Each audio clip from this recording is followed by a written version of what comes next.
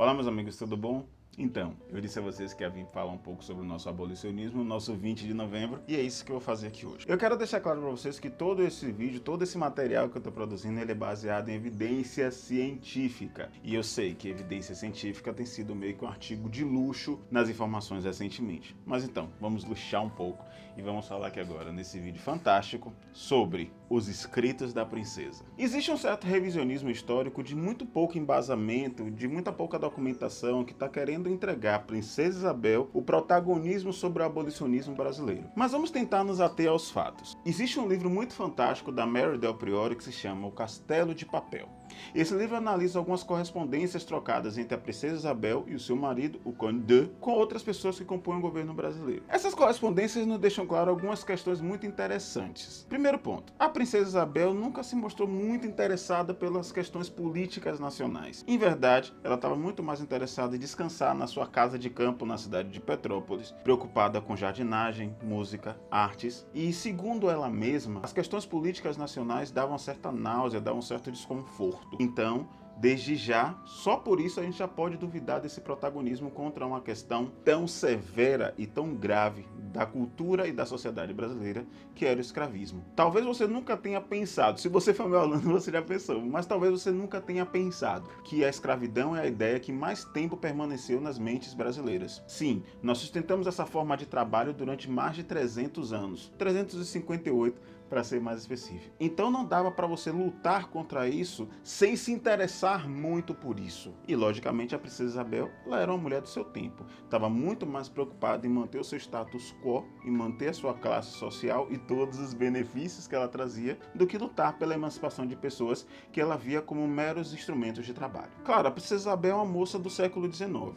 E ela esteve ali em volta de pessoas também desse momento histórico. E toda a pujança do movimento abolicionista. O livro dá conta de que tinha um rapaz engenheiro baiano chamado André Rebouças, que era amigo da Princesa Isabel e do seu marido. Em fevereiro de 1888, André Rebouças foi até Petrópolis para organizar lá naquela cidade a propaganda abolicionista. Algum tempo depois, coisas de dias, tivemos uma passeata, teríamos uma carreata, em verdade, a favor do abolicionismo, na qual a Princesa Isabel e seu marido participariam.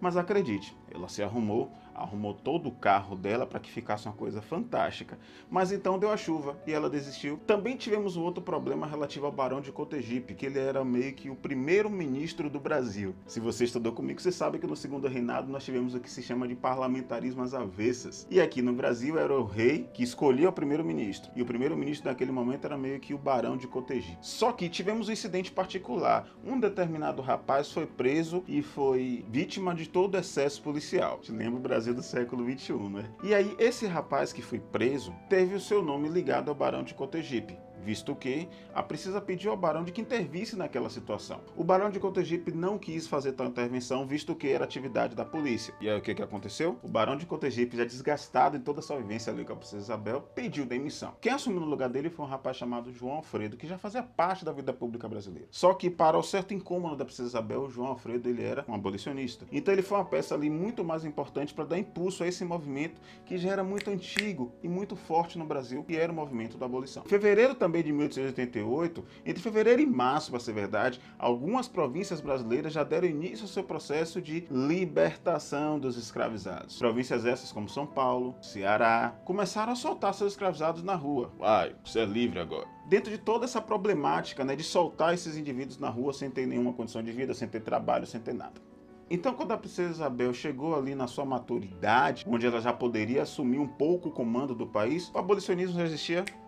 Inclusive, temos alguns relatos que a Princesa Isabel também era contra a lei do ventre livre, porque ela entendia que a lei do ventre livre seria uma dissolução gradual do escravismo no Brasil. E a discussão que se fazia naquele momento é uma discussão muito parecida com a que se faz hoje, que é como que vai ficar a tal da economia. Você também já deve ter visto algum mito dizendo que a Princesa Isabel dava abrigo a escravizados lá na sua casinha em Petrópolis. E isso é um mito mesmo. Em todos os registros catalogados, temos nada mais do que uma citação de duas moças que fugiram de fazendas próximas à casa da família real em Petrópolis. Essas moças adentraram na casa da Princesa Isabel, fugidas. Lá elas ganharam comida e até repouso, puderam passar a noite por lá. No dia seguinte, os donos daquelas duas escravizadas foram lá dizer: olha, são escravizadas minhas, eu quero elas de volta. E a Princesa Isabel não deu.